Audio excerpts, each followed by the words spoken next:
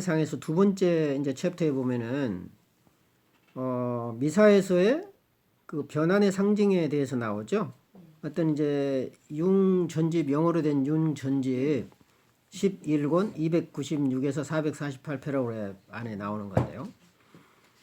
결국은 이제 여기에서 얘기하려고 하는 거는 무의식 안에 있는, 우리 인간의 무의식 안에 있는 종교성, 그 종교적인 기능, 그 얘기는 달리 말하면 꿈에 나타나는 어떤 종교적 흔적, 신비한 경험에 대한 흔적이죠, 사실은. 예를 들면서 꿈에 이제 그런 경우 나도 있는데요. 막 큰 홍수가 나가지고 내가 그 홍수에 떠밀려 간 적이 있어요.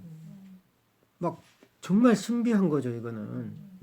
도저히 일어날 수 없는 거 굉장히 신비한 겁니다. 이거는 굉장히 누미노제적인 그런 경험이에요. 어떤 경우는. 물론 뭐 이제 예전에 저 같은 경우는 이제 이제 어떤 이제 다 집들이 부서져서 새로 건설하는 그것을 지나고 나니까 갑자기 그 산 거의 그 위쯤 올라갔는데 산 가운데에 산이 뺑 병풍처럼 둘러졌는데 가운데가 평평한 곳이 나오더니 거기서 이제 태양이 아주 그 저녁 노을처럼 이렇게 비치는데 꿈속에서 너무 그게 황홀해 가지고요. 아, 정말 너무 황홀했습니다. 그러니까 이제 그 복잡한 도시를 지나서 재개발 지역 같은 그런 이제 건축하고 막 한데 지나니까 결국 그것을 어쩌면은 죽음의 것이고 재생의 경험 아니에요. 그러고 지나고 나니까 병풍처럼 산 중턱에 산이 뚝 둘러져 있는데 가운데가 평평한 거예요. 그리고 그 노을 진 태양이 쫙 보이는데 너무 압도당했어요. 그 이제 왜냐하면 그 허술하고 막 파괴된 그 지역을 지나고 그렇게 탁 나오니까. 야, 근데 꿈속에서 여기다 교회를 지으면 되겠네. 내가 왜 그런 생각? 꿈에서 여기는 그러니까 그게 뭐냐면은 제단의 장소고 제단이잖아요. 제단처럼 돼 있잖아요. 그 자리가. 그리고 옛날 사람들은 다 그런 것을 신성하게 여겼고 꼭 그런 자리에 절을 짓거나 어떤 종교적인 성소 중심이죠. 엘리아드의 용어로 말하면 어떤 중심이에요. 우주의 중심. 거기에 이제 어떤 고대인들은 제단을 세운 거죠. 이게 이제 신성함의 체험이에요. 꿈속에서도. 교수님 심리 상담소 책인 거 아니에요? 거기다가 네. 이제 심리 상담소도 고대 원형적으로 말하면은 제단이에요, 사실은. 제단이고 거기에 그 희생 제물이 있어야 되잖아요. 그 희생 제물은 두 사람, 그 상담자와 내담자가 같이 희생 제물이 되는 거죠. 원래 상담이라고는 그래야 되는 거예요. 두 사람이 같이 희생하지 않으면은 그 어떤 치유가 일어나지 않아. 특히 치유자인 제사장격을 담당하는 상담자가 희생하지 않으면 안 되는 거예요. 왜? 내담자는 희생할 힘이 없어요. 희생을 원하지도 않지만 힘이 없어. 그나마 희생할 수 있는 힘을 갖추는 상담자가 희생해야 돼. 제물로 드려져야 돼. 그래야 그 상담자가 제물로 바쳐지는 것을 보고 내담자가 용기를 얻고 자기도 이제 제물이 될 이제 꿈을 꾸어 보는 거죠. 이것이 이제 상담의 과정이기도 하다. 이런 얘기하면 좀 이상하다고 그 생각할 수도 있겠어요, 아마. 서론에 보면은 이제 가톨릭에서는 미사라고 그러지만 개신교에서는 예배라고 그러죠. 그리고 또 가톨릭에서는 미사 대신에 다른 말을 쓰죠. 뭐라 그래요? 전례란 말을 씁니다. 전례. 전례. 그래서 전례라 그러다가 이제 미사로 많이 얘기를 하는데 원래는 전례라고 많이 그랬어요. 가톨릭에서는. 그래서 그 전례, 미사, 즉 예배가 가지는 심리적인 효과가 있어요. 이거를 개신교는 상당히 무시하거나 모르고 있는 것 같아요. 근데 가톨릭은 심리적은 아니고 상징적인 흔적을 많이 보관하고 있어요. 간직하고 있어요. 상징의 흔적, 상징의 전통을. 그런데 그 상징 자체가 심리적이거든요. 그리고 그 상징 활동이 정서적인 활동이고 그 상징 자체가 하나의 인격이잖아요. 그런데 개신교에서는 그 상징을 많이 없애버렸어요. 우상 숭배한다고 성상 철폐하면서 종교 개혁을 하면서 많이 없애버렸어요. 그래서 그 상징이 갖는 그 놀라운 치유의 효과를 잃어버린 것에 대해서 굉장히 안타깝죠. 개신교는. 그래서 예배 자체는 상징을 통해서 심리적인 효과, 즉 치유적 효과가 있다. 신화 제2 상징이죠. 그 신화는 하나의 치유되는 이야기예요.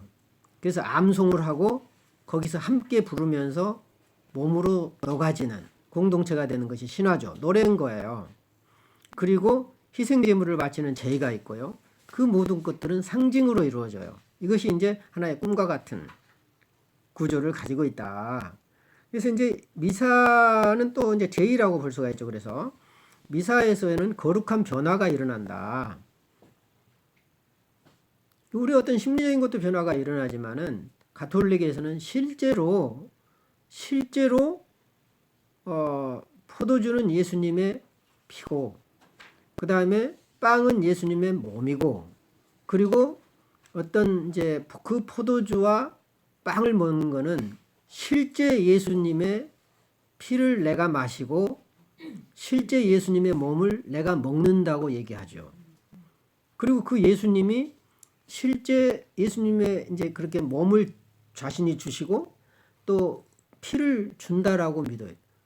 그러니까 그것이 변해서 예수님의 피가 변해서 그 포도주가 되고 몸이 변해서 빵으로 오셨다. 그러니까 똑같은 거예요. 이 똑같이 보는 게 가톨릭의 입장이죠. 그래서 이제 이걸 화채설이라고 그래요. 화채설. 근데 개신교는 상징적으로 이해해요. 상징적으로 이해한다는 게 참 좀 약간 좀 그렇습니다만 의미만을 강조해요. 그러니까 어떤 포도주와 빵을 예수님의 피와 몸을 대변한다라고 얘기해요. 예수님의 꼭 몸 진짜가 아니라 대변한다는 식으로 하지만 또 예배에서는 안 그래요. 이것은 내 몸이니 받아 먹어라. 이것은 내 피니 받아 마셔라. 그러거든요. 그런 거 보면 개신교 전통은 또 가톨릭 전통에서 크게 또 벗어나 있지도 않아요. 굳이 이제 자꾸 그것을 가톨릭과 구별하기 위해서 그런지는 몰라도 구별을 이렇게 진짜 그 몸으로 생각하지 않는 경향이 개신교에는 있다. 근데 이 안에는 변화가 일어나는데 심리적인 변화인 거예요. 심리적인 변화. 결국은 죽음과 삶의 변화를 경험하는 거예요. 어떤 것이 다른 걸로 변화된다라고 하는 것은 하나의 죽음과 또 다른 것의 탄생을 의미하거든요. 그래서 이것은 어떤 역사적으로 이례적으로 되는 것이 아니에요. 영원히 존속하는 사실을 가시한다. 이게 이제 그 엘리야드 얘기로 말하면 영원 회귀, 그렇죠? 영원히 반복하는 이제 이런 원리인 거예요. 이런 그 이제 변환, 리비도의 변환이. 그래서 이제 그 두 번째 보면은요, 그 변환 의식을 여기서는 지금 이제 8개 단위로 설명을 해요. 변환 의식이 8개고, 그 다음에 9번부터 12번까지는 보충 설명을 하고, 이제 13번에 이제 그 양성구유인 그리스도에 대해서 설명을 하는데, 이게 가톨릭에서만 이런 게 아니고요. 이런 예배 형태, 이제 성찬식의 형태를 가톨릭에서만 하는 게 아니고, 그 미국이나 유럽이라든가 이런 서양 기독교 개신교에도 거의 이렇게 해요. 거의 이렇게 합니다.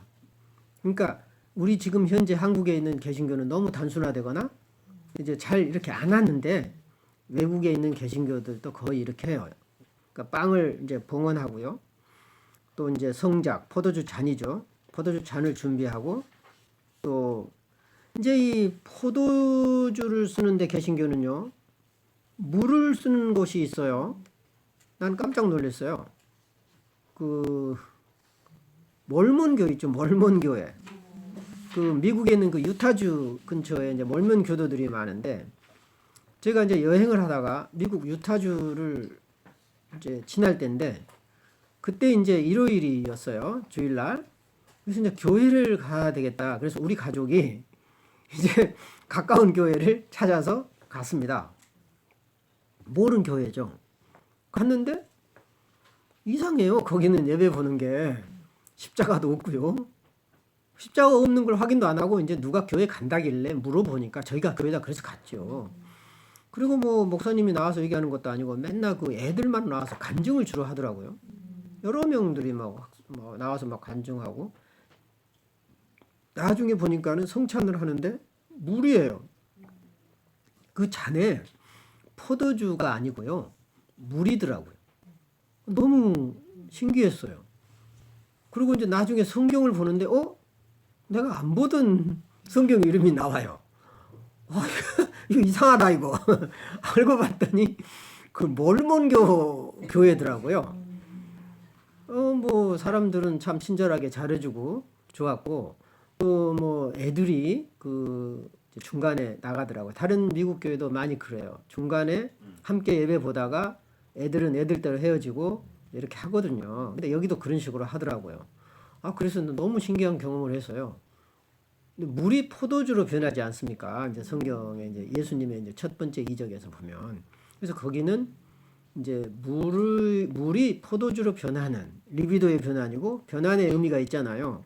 그래서 그 변환을 기대한 것 같아요. 어찌 보면.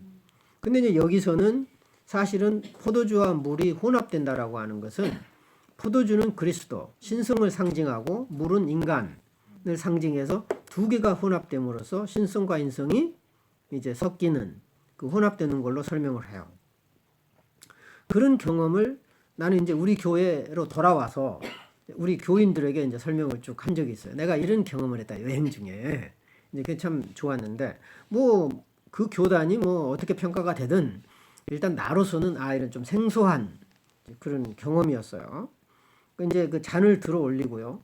잔을 들어 올리는 것은 봉헌하는 뜻이거든요. 그러니까 이제 포도주를 따르고 먼저 이제 사제가 잔을 들어서 축사를 해요. 근데 그것은 손을 들고 축사를 하는 거는 한국 교회에서는 잘 여러분 못 보셨죠? 근데 가톨릭 교회 신부님들은 하시잖아요. 근데 개신교도 한단 말이죠, 외국은. 축사를 하고 아주 정성스럽게 그 가톨릭 신부님처럼 아주 정성스럽게 합니다. 하늘에 먼저 하느님께 바치는 거죠. 이게 다 있는 거예요. 들어 올림으로써 이것은 지상의 것이 천상의 것으로 변하는 거죠. 또 들어 올리는 순간 포도주가 예수의 피로 변하는 거예요. 응? 예수님이 되는 거예요. 들어 올려서. 그러니까 어쩌면은 이제 영성화가 되는 거죠. 영성체가 되는 거죠. 어찌 보면. 그러면서 이제 이렇게 들어 올리는 게 있고요. 그 다음에 이제 제물과 제단에 이제 분향을 하고 실제 가톨릭에서는 분향도 합니다. 근데 이제 여기서는 이제 기도하고 여기서는 뭐 예배로의 초청 또 예배로의 부름이란 말 요즘 개신교도 많이 쓰거든요. call to worship. 또 이제 그래서 이제 우리가 예배를 하나님께 바치니 이 예배를 받아주십시오. 이것은 고대 말로 말하면 우리가 이 제물을 신에게 바치니 이 제물을 받아주십시오. 그런 거예요. 그러니까 헌금을 할 때도 그것이 제물이지만 사실은 먼저 몸과 마음을 바치는 이제 이런 의식이 있는 거죠. 제물과 제단에 이제 분향을 하고 이것은 기도가 하늘에 상달되는 그런 거다. 우리의 소망, 인간들의 소망을 하늘에 올리는 이것이 이제 고대 이스라엘에서 보면 제물을 태워서 올라가는 연기에 비유했죠. 올라라고 그래서 올라 하늘로 올라가는 올레 해가지고 이제 이 그 올라가는 연기의 모습이 희생 제물을 의미하는 거예요. 그래서 신에게 바친다. 그 다음에 이제 바치고 난 다음에 이제 신이 강림하기를 구하죠. 이것을 우리 개신교회는 한국 개신교는 잘 안 해요. 하나님이여 이곳에 오시옵소서. 이거를 노래는 있어요. 노래 예배 중에 하는데 실제 예배 중에는 많이 안 하죠. 그런데 외국에서는 그대로 합니다. 하나님이여 이곳에 오소서. 실제 예배 예식에 나와요. 그 폼이 임재하는 게 나옵니다.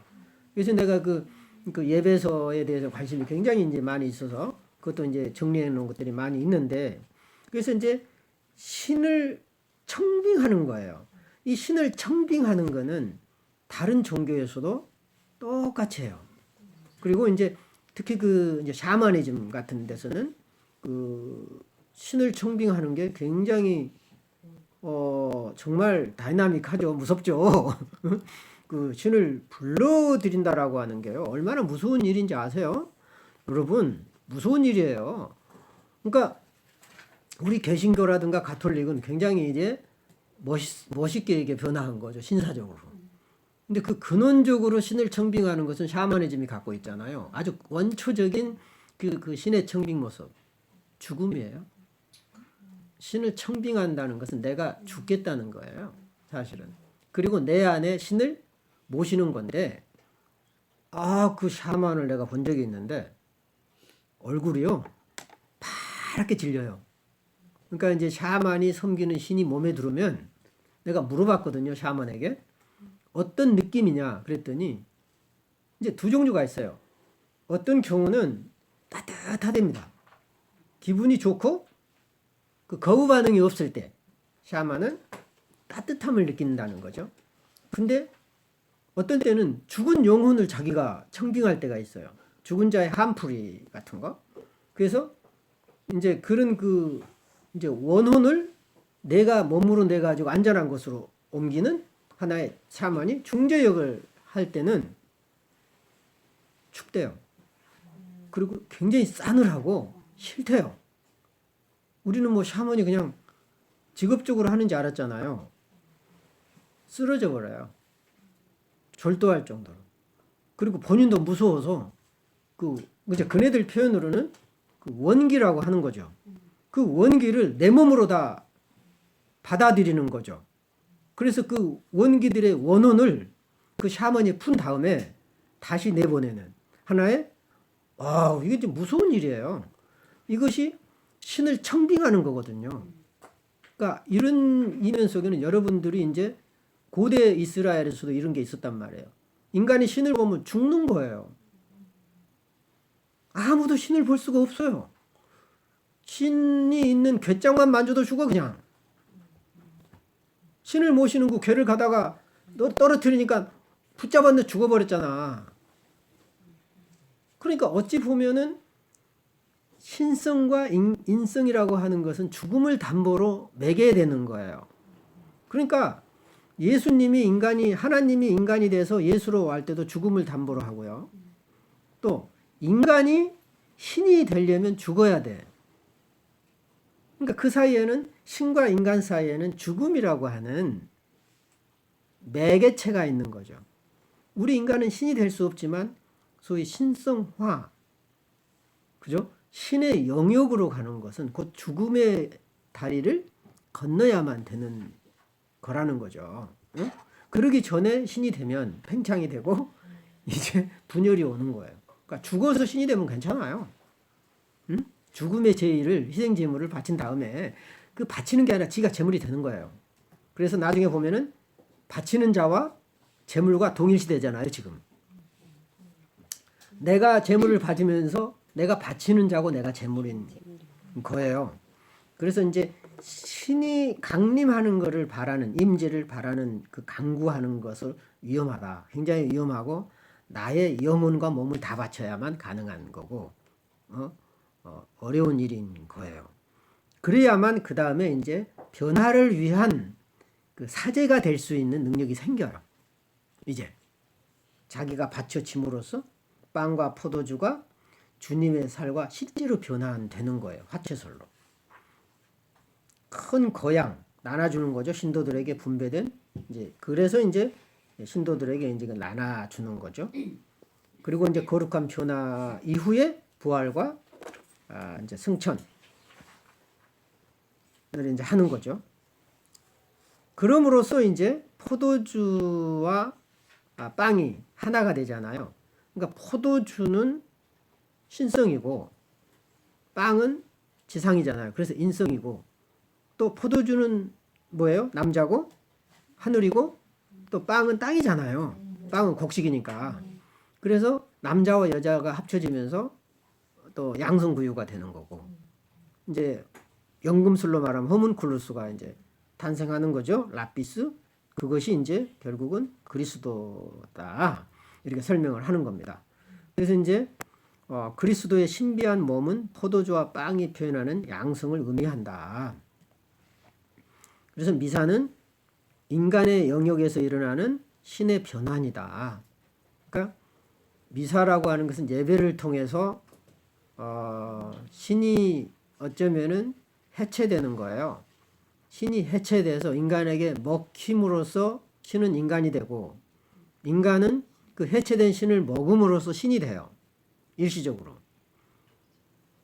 그러니까 어쩌면은 하나님이 그리스도가 돼서 인간으로 돼서 오셨지만은 인간은 또 그리스도를 통해서 하나님의 영역으로 갈 수 있는 그런 기회를 이제 예배를 통해서 얻게 된다. 결국 그 얘기는 헌신과 자기 희생을 통하는 것이 결국 그 죽음이라고 내가 그랬잖아요. 그 죽음의 단계를 거쳐서 변환의 신비한 과정에 참여하는 거다. 이것은 이제 대극의 하늘인 거죠. 어찌 보면은 이제 나중에 내가 이제 그 요백의 응답에 있어서 조금 그 얘기를 더 하려고 합니다. 인간과 신의 영역은 굉장히 대극이면서 그 둘이 하나가 될 때 신비한 합일이 이루어지고 신비한 참여가 이루어져요. 그러니까 신비한 참여라고 하는 것은 도저히 이루어질 수 없는 합일에 이르는 걸 말합니다. 굉장히 모순적이고 역설적인 합일인 거예요. 그걸 신비한 합일이라고 표현을 해요. 응? 그러면 이제 그 그리스도가 어떤 양성구유적이라고 얘기를 하잖아요. 그럼 이런 사상은 어디서 왔느냐? 사실은 오래전부터 샤머니즘에서 있어 왔어요. 샤만들에게는 이미 널리 알려진 개념이라는 거죠. 여러분 그 남자 샤먼 그러니까 박수무당이죠. 박수무당은 무슨 옷 입죠? 여자 옷 입잖아요. 저고리 치마. 여자 무당은 장군복 입잖아. 이 전형적으로 이게 보여주잖아요. 응? 남자 무당은 여자 옷 입고 여자 무당은 남자 옷 입어요. 그러니까 얘네들은 알지도 못하고 자연적으로 그냥 아는 사람도 있겠지만 어쩌면 이런 것을 뭐 종교적으로나 뭐 이론적으로 뭐 알 필요도 없어요. 그냥 계속 그냥 몇천 년 동안 내려온 거 그냥 하는 거예요, 그냥. 그래서 여자 무당은 주로 이제 그 여자 무당이 섬기는 신, 몸주신이라고 그러는데 그 몸주신은 주로 장군들이 많아요. 을지문덕 장군이 참 많아요. 서산대사도 있더라고. 재밌잖아요. 그러니까 서산대사는 을지문덕보다는 좀 가깝잖아. 근데 을지문덕은 굉장히 옛날 분이잖아요. 그러니까 좀 이해가 가는데 서산대사 모르겠어. 아마 이제 더 가까운 사람은 뭐 김구 선생을 또 모시고 있는 사람이 있는지는 모르겠지만 이제 그 최근 무당은 이 가까운 영웅을 섬기는 무당도 있고요. 또 어떤 무당은 그 아동 어린애를 또 신으로 섬기는 애기 무당. 단종도 많이 섬긴대요. 예, 단종도 섬기고요. 근데 이제 되게 이제 을지문덕 장군을 많이 섬기는 이유가 그래서 칼 들고 칼춤 치잖아요. 그래서 이제 그 막이라든가 악귀를 칼로 물리치는 게 있어요. 그렇기 때문에 이제 힘이 있어야 된다. 이렇게 생각을 하는 거죠. 주로 이제 장군들. 거기 보시면은 남부 보르네오의 은가주 드야크족의 경우를 보면 인간과 신들 특히 이 상기양의 중매자는 발리안과 바시르다. 이 발리안은 여사제, 여자 무당이죠. 바시르는 성불능 사제, 샤먼인 거예요. 사실은 성불능이라고 그러는데 성제거, 성을 제거해야만 중성이 되잖아요. 응? 그러면서 이 중성은 양성을 공유하기 때문에 성을 제거하는 사제들의 경우가 종종 있어요. 이렇게. 응? 어쩌면은 가톨릭 사제가 결혼을 안 하는 것도 상징적으로는 성을 제거하는 것일 겁니다. 상징적으로. 실제 성을 제거하지는 않지만 이제 고대에는 이런 풍습이 많이 있었죠. 그래서 바시르라는 말은 생식 능력이 없는 따라서 성불능이라는 뜻이다. 바시르가 양성인이거나 성불능인 것은 이 사제 샤먼이 두 우주 권역을 대표해요. 하늘과 땅. 성찬으로 말하면 포도주와 빵. 포도주는 주렁주렁 매달려 있잖아요. 하늘의 산물이에요. 오케이? 그리고 빵은 곡식의 산물이거든요. 그래서 그 둘의 연합이 되는 거예요. 하늘과 땅의 연합, 남자와 여자의 연합이 되는 거죠. 그래서 두 우주 권역의 중재자라는 데서 기인한다. 바로 이런 상태이기 때문에 바시르는 여성적 요소와 남성적 요소, 여성적 요소는 땅이죠. 남성적 요소는 하늘이지 않습니까? 그래서 이제 둘을 통합할 수가 있다. 우리는 여기에서 중요한 제2적인 양성, 투성을 만난다. 이 양성이라는 것은 신이 지니는 이면성의 통합 가능. 신만이 두 성을 통합할 수 있어요. 그것은 최초의 인간, 엘리아드가 말하는 창조 이전의 최초의 인간을 의미하기도 합니다. 그래서 우리 모든 인간은 최초의 인간이 돼야만 구원받을 수 있는 거예요. 그게 어쩌면 최초의 에덴이기도 해요. 상반적인 것의 통합을 나타내는 유명한 고대 양식이다. 이제 이렇게 엘리아데의 샤머니즘 318쪽에 나온 건데 이렇게 그 엘리아데와 같이 해보니까 상당히 재밌죠. 그 다음에 이제 그 변한 신비의 유래가 이제 아까 오전 발표도 얘기했지만 아즈텍 쪽에는 테오칼로 제의가 있죠. 신의 몸을 나눠 먹어요. 이것은 성경에도 이제 나오죠. 그 화목제라는 게 있죠. 그러니까 이제 번제는 태워서 그냥 바치는 거예요. 사람이 먹지 않는 거예요.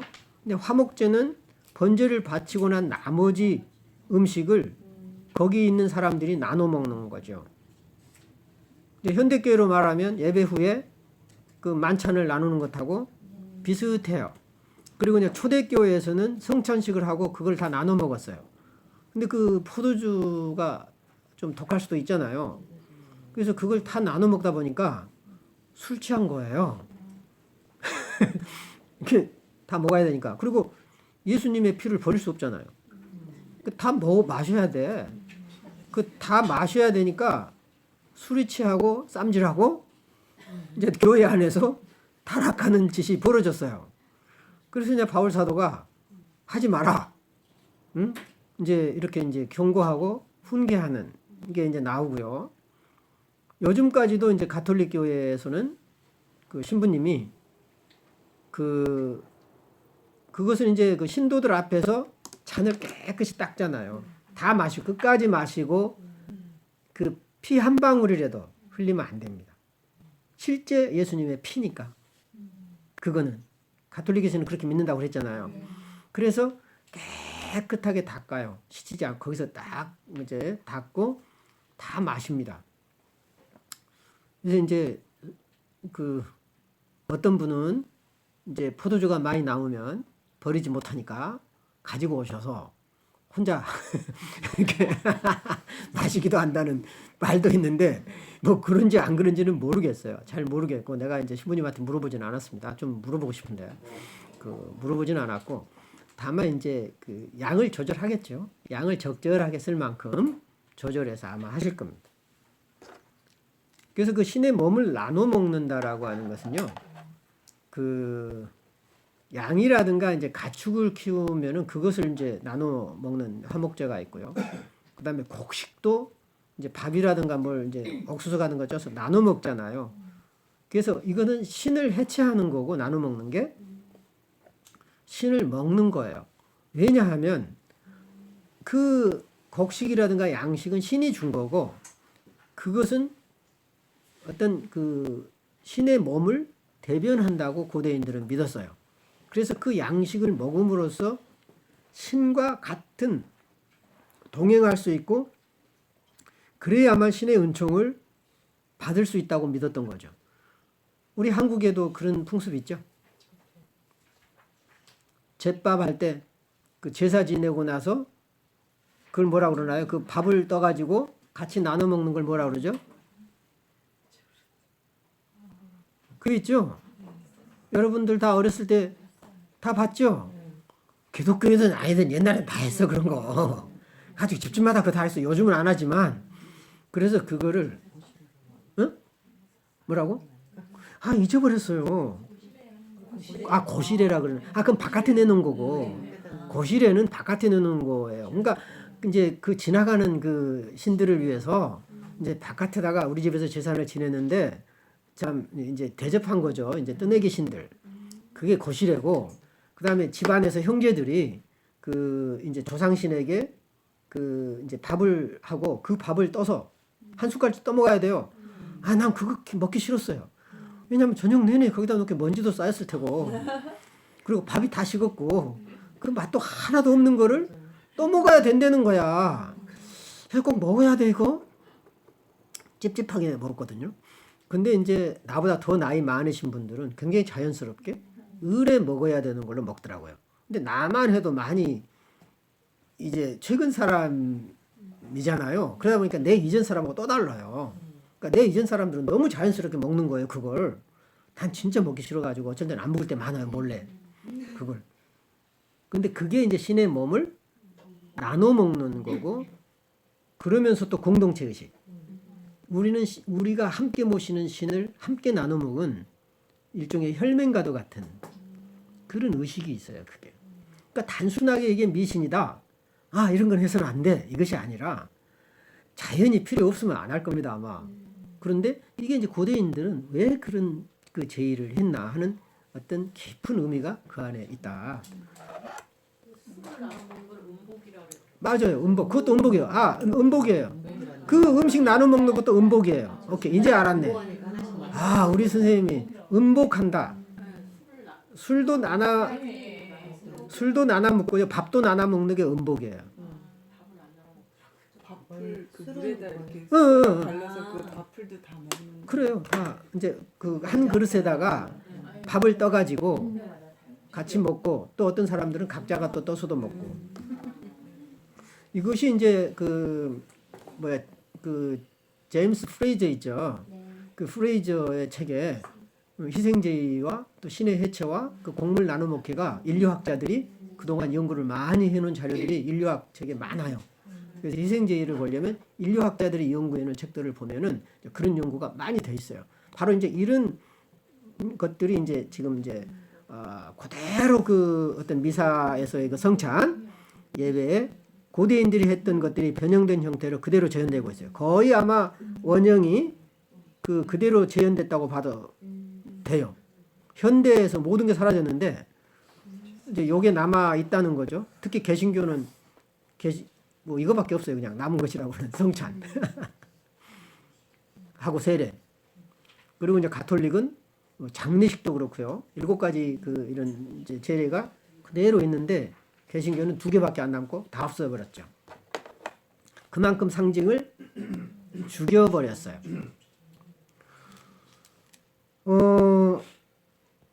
이제 여러분들은 이제 융의 그 심리학에서 종교성, 어떻게 우리의 그 종교적인 심성이 어떤 과정을 거쳐서 변환되는가, 심리적 에너지로.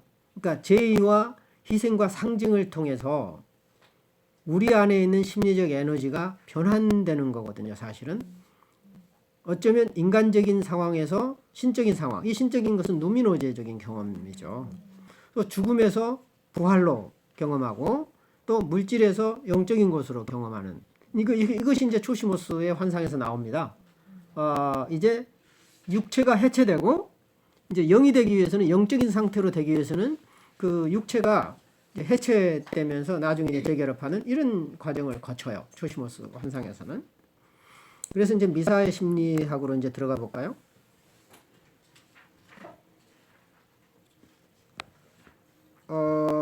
이제 그 전에 보면은 초시모스 환상을 보면은 이제 3세기 영지주의자인데 초시모스가 이제 여기에서 보면 어떻게 이제 해체되고 희생제물로 바쳐지고 재생하는가, 이런 부분을 이제 보여주는 게 나온다고 얘기했고요. 네 번째 미사의 심리학에 보면 이제 미사 봉헌 일반에 관하여 보면 희생제의에서 신은 스스로 고난당해요. 예수께서 스스로 고난당하고 십자가를 진 것처럼 능동적이면서 또 원하지 않는, 예수도 그랬잖아요.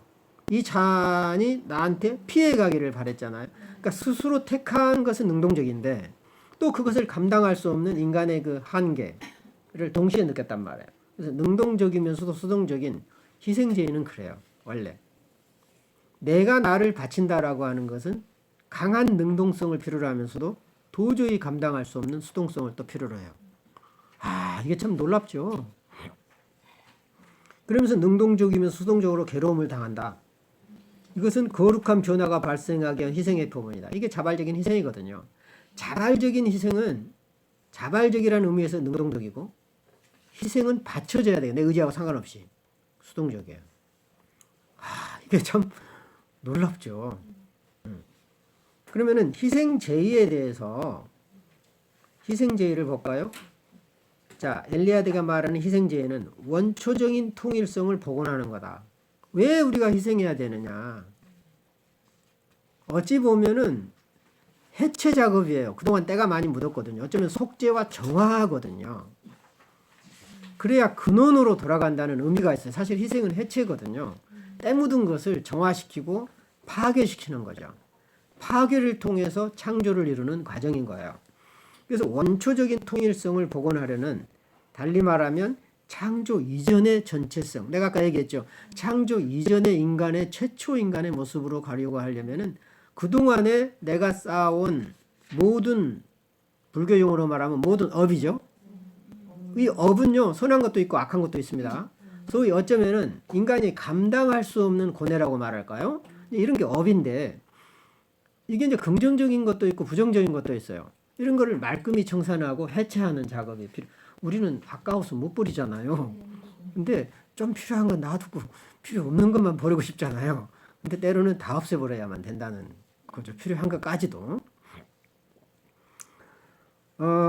그래서 어떤 이제 창조 이전의 전체성을 회복시키려는 희생제의 수행자의 의식적인 노력은 원초적인 통일성을 갈망하는 인도 정신의 아주 중요한 특징이다. 뭐 인도만 그러겠어요.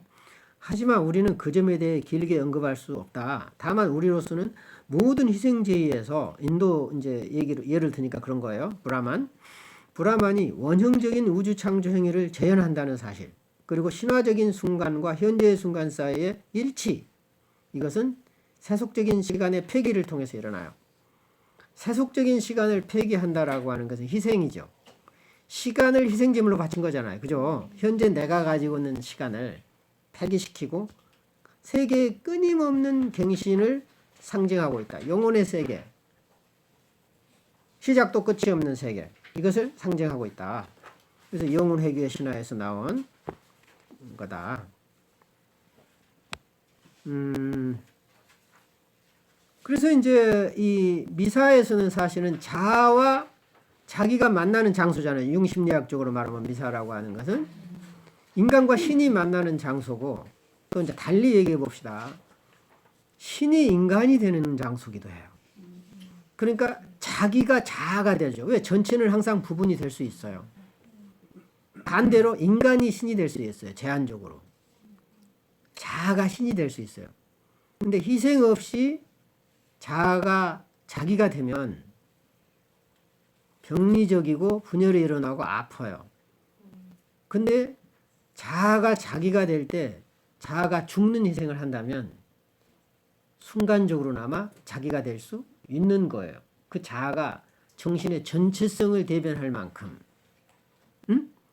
내가 그래서 이번 이 전번 꿈에서 그 자아 자기를 설명을 하면서 근원의 자리로 돌아가고 싶은 거잖아요. 그 이제 여행자가 그 근원의 자리는 사실은 현실적인 자리라기보다는 그 생명을 새롭게 그 잉태할 수 있는 자리잖아요.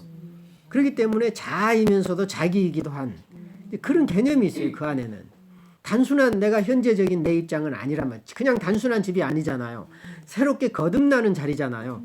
그것을 자아라 할지 자기라 할지 어려운 입장에 있는 거죠. 일단 나는 이제 그것을 이제 이제 산 정상의 중심을 자기로 본 거죠. 그러면 이제 좀 풀리잖아요. 거기 있는 그 열차는 하늘에서 내려오는 그 밧줄이 될 수 있는 거고요. 우로보로스가 될 수 있는 연결이 돼요. 그리고 이제 이제 자아가 산 정상에 있는 자기의 영역으로 가서는 희생제의를 치르잖아요. 주역을 통해서 꿈을 보면은. 그래서 자기가 철저하게 자기를 포기하고 자기의 운명까지도 다른 사람한테 맡겼더니 그 사람이 자기를 구원하는 놀라운 희생제의의 모형이 보여요. 그래서 내가 여러분에게 수정된 그 글을 보냈던 게 아하 이렇게 봐도 되겠다 하는 그 확신이 들어서 꿈 분석을 다시 한 수정본을 보냈습니다. 그래서 이제 유튜브에 올리려다가 안 올린 이유가 수정했기 때문에 이제 안 올린 거죠. 그래서 새로 수정된 것을 여러분들이 이제 한번 볼 필요가 있다. 그래서 이 자아와 자기의 관계는 자기는 뭐죠? 전체성이잖아요. 그리고 자아는 부분적인 인격인데 놀라워요. 보상이 없어요. 보상 안 해주고 희생만을 요구해요. 때로는. 항상 그런 건 아니지만 결정적인 순간에 그렇다는 겁니다. 우리는 늘 그 융심리학에서 그 무의식의 보상 기능이라고 자꾸 배웠어요. 보상 없는 희생을 강요해. 그는 신이 인간에게 부과하는 것하고 똑같습니다. 신은 늘 축복과 감사와 은혜를 주는 것이 아니라 때로는 아무런 보상 없이 우리의 죽음을 요구할 때가 있어요.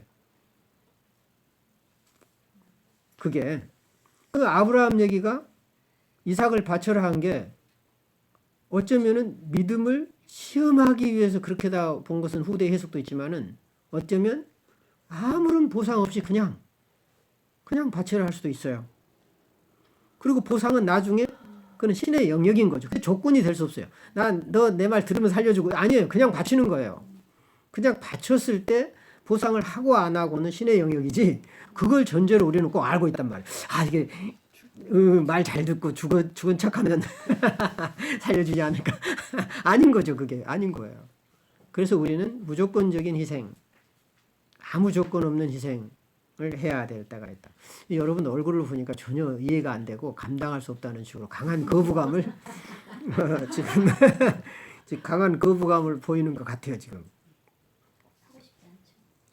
할 수 없죠. 그래서 조시모스 환상과 미사가 이제 유사점이다 있다. 그래서 이제 조시모스 환상에 보면은 이제 그 봉헌하는 자와 봉헌받는 자, 또 재물을 바치는 자와 또 재물을 바치는 자가 재물이 되는 과정, 또 해체되고 복원되는 이런 과정을 보여주는데 이것은 미사하고 굉장히 유사한데 또 차이점도 있다. 가톨릭 미사는 좀 약간 기독교 전통 속에서 역사성, 인위적인 개입과 교회의 역사의 흔적을 반영하기도 하지만 조시모스 환상은 굉장히 자연적이고 근원적이죠. 그러니까 굉장히 고태적이라는 거예요. 어떤 교회나 뭐 이런데 교리나 얽매이지 않고 자연 있는 그대로의 환상을 보여준다. 그래서 이제 미사는 일종의 개성화 과정을 보여준다. 어쩌면 개성화 과정이라고 하는 것은요, 인간이 신이 되는 과정이에요, 사실은. 그러니까 미사는 신이 인간이 되고 인간이 신이 되는 거죠. 이게 욥기의 핵심이에요. 지금 그 얘기는 여러분 많이 안 하셨잖아요. 자, 어떻게 욥이 신이 되고 신의 자리를 대체하고 신이 인간이 되느냐, 그걸 보여주는 거죠. 근데 그것이 의외로 지금 융 자신도 그쪽 설명을 많이 안 했는데 왜 안 했을까 생각하니까 분명히 지금 미사의 변화가 관련이 있으니까 하나의 책에다 넣어놓고서 이거를 그 핵심은 신과 인간의 교차예요. 신비한 합일이고 그 신비한 합일은 신도 아닌 인간도 아닌 상태이기도 하고 신이면서 인간인 상태이기도 하고요. 굉장히 복잡합니다. 근데 이제 욥하고 그 신, 즉 야훼로 상징되는 신과의 관계는 신이 인간이 되지 못해서 안다라는 모습이고 인간은 신이 되지 못해서 안다라는 이제 이런 모습을 보여줄 수도 있다. 이제 아까 오전에 발표를 들으면서 내가 이게 좀 쳤죠. 그 순간에 깨달은 겁니다. 이제 그러면서 왜 그런가라는 게 미사의 변형에서 그대로 반복되는 주제라는 거, 이 주제가 지금. 그래서 이제 신의 상과 인간의 상이라는 제목에 걸맞게 이제 얘기가 전개되고 있다. 나중에 좀 봅시다. 그건 재밌을 거예요. 그래서 조시모스 환상에서 호문클루스, 인조인간이죠. 또 양성구유, 호문클루스가 영으로 변하고 고양이 되듯이 그 다음에 유한한 인간의 정신을 그리스도의 정체성으로 변환시킨다. 그 얘기는 어떤 이제 그리스도의 피와 이제 몸을 먹음으로써 그리스도가 되는 거예요, 인간이. 그리스도 상태가 된다고 볼 수 있겠죠. 그 순간만. 거기서 이제 신과 인간의 차이가 있긴 하지만 하여간 그러나 그 합일의 순간은 신과 인간이 같다. 그래서 이제 우리 그 동학의 인내천 사상이 바로 그거거든요. 그 최재우가 창시한 동학 정신이 뭐냐면 인내처는 사람이 곧 하늘이라는 거죠. 그래서 이런 사상은 또 민심이 천심이다라는 것은 굉장히 이런 전통이 오래 전부터 사실은 있어 왔어요. 그리고 이제 그 고대 이제 이집트에서는 왕은 죽으면 신이 됐거든요. 그러니까 인간이 신이 될 수 있는 것은 죽음만이 할 수 있는 거예요. 굉장히 상징적이에요. 물론 고대 샤머니즘은 사람이 죽으면 조상신이 되는 건 있어서 굉장히 원초적인 개념이었고, 그 다음에 이제 인간으로서 왕은 신이 인간으로 왔다가 다시 신이 되지 않아요. 신은 인간으로 내려오지만 인간이 다시 신이 되려면 죽어야만 되는 거죠. 그래서 이제 그것이 이제 그리스도의 죽음과 부활 이후의 삶을 보여주는 고대 그리스의 전통하고 많이 유사하다. 그런 모든 과정이 세계 종교사를 보면은 어디서나 나타나는 거예요. 그것이 이제 기독교 전통에 있는데, 비록 이제 기독교 전통이 많이 현대화됐고 그리고 많이 변질된 건 사실이에요. 그렇지만 융이 보려고 하는 것은 그 이면에 고대의 인간들이 해왔던 근원적인 소위 제의와 신화와 상징, 그리고 근원적인 원형적 구조가 그 안에 고스란히 녹여있기 때문에 겉에 드러난 걸 죽이려다가 속의 것까지 다 죽여버리지 말라는 거예요.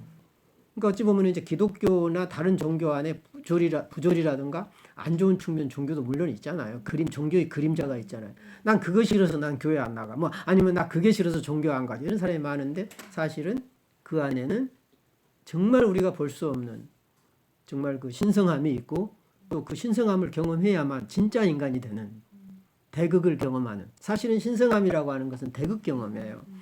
도저히 인간이 경험할 수 없는 신의 영역을 경험하는 게 누미노제 경험이거든요. 진짜 대극을 경험하는 거예요. 그렇기 때문에 굉장한 충격을 받는 거죠. 그런 경험을 할 때는. 또 이 정도 하고 싶을까요?